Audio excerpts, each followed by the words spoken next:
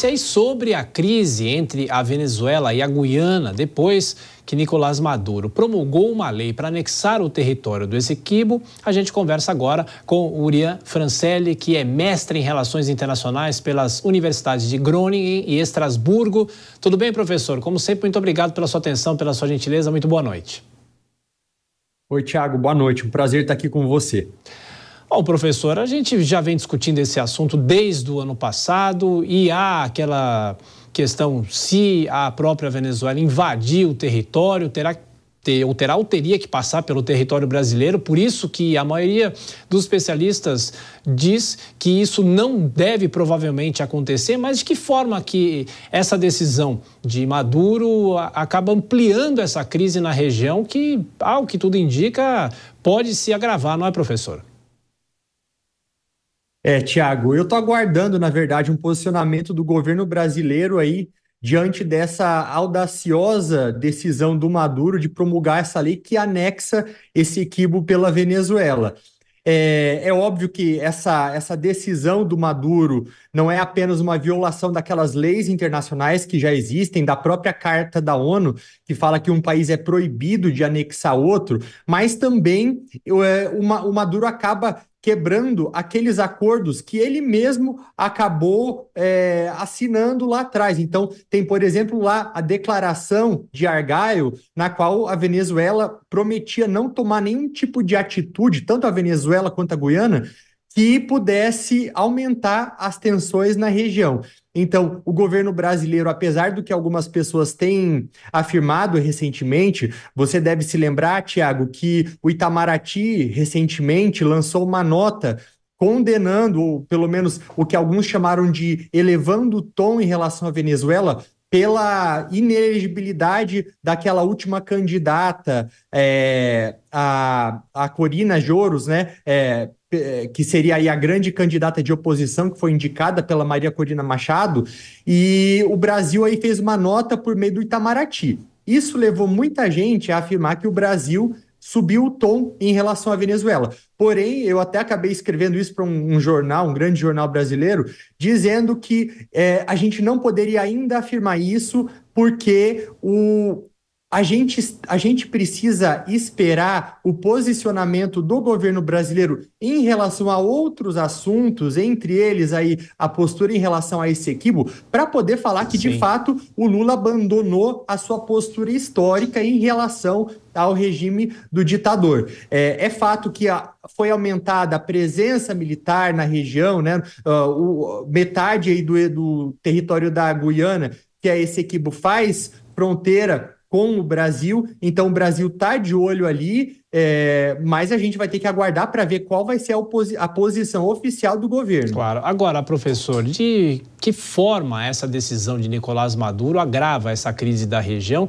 Isso para ele dar algum tipo de poder? Porque se ele não tem condições de invadir o território, por que ele tomou essa decisão?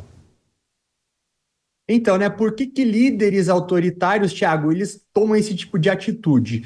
Eles tentam aí procurar nesses conflitos internacionais, principalmente agora depois dos resultados daquelas primárias na Venezuela que apontam que 93% da população votaria na Maria Corina Machado, ou seja, que havia uma união forte de uma oposição, eles tentam criar essas polêmicas para poder justificar, para poder consolidar o poder e manter o controle sobre a população. Então, é algo que o Maduro tem tentado fazer. Eles tentam, com isso, distrair a população, criando uma ameaça de guerra estrangeira, para desviar o olhar da população dos problemas internos, como o próprio desastre econômico, a corrupção, o silenciamento dos dissidentes políticos, ao mudar o foco para um inimigo externo, no caso, né, da Guiana. O Maduro ele tenta, de alguma maneira, unificar o país contra essa ameaça comum. Ele joga até os Estados Unidos nesse contexto.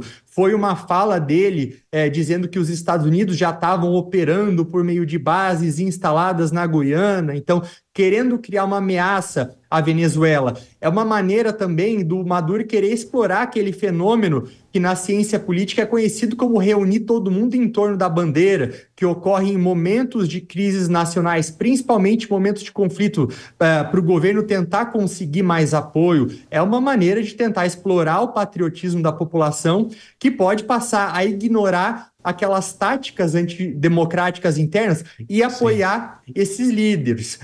Pode também ser uma maneira, uma tática para o governo tentar buscar legitimidade e projetar heroísmo, porque o Maduro, ao fazer isso, ele se propõe, ele tenta se mostrar como aquele líder forte que não tem medo de tomar decisões difíceis. E também a gente poderia arriscar dizer, por fim, para poder justificar até mesmo um aumento de repressão, porque ao promulgar essa lei que prevê aí algumas coisas específicas, como, por exemplo, a proibição, a punição daquelas pessoas que não publicarem o mapa da Venezuela sem incluir a região de Essequibo, é uma maneira de você conseguir também prender e perseguir aquelas pessoas que vão contra o posicionamento do seu regime. O professor, o senhor já falou do Brasil, que espera um posicionamento da diplomacia brasileira, mas e outros países? Que repercussão que essa atitude de Nicolás Maduro pode causar? O governo americano, por exemplo, deve se posicionar, se é que já não se posicionou?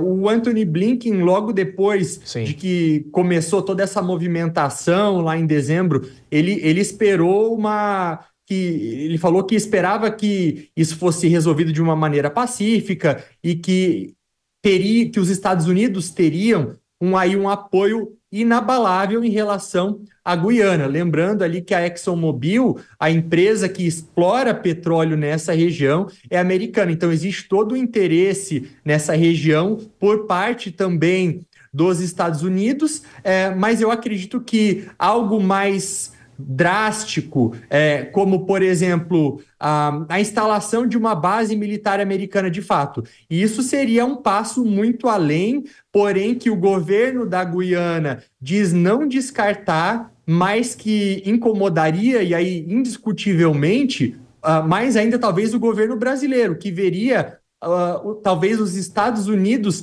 tentando ocupar um lugar que o presidente Lula tenta defender como seu, né? De tentar, de alguma maneira, mediar um conflito que é tido como regional. Então, envolve aí muitos atores diferentes e tudo isso tem que ser visto e analisado com muita cautela. Professor Urian Fancelli, de Relações Internacionais, muito obrigado pela análise aqui na Jovem Pan e continuaremos acompanhando esse caso com toda certeza. Grande abraço e bom descanso. Obrigado, boa noite.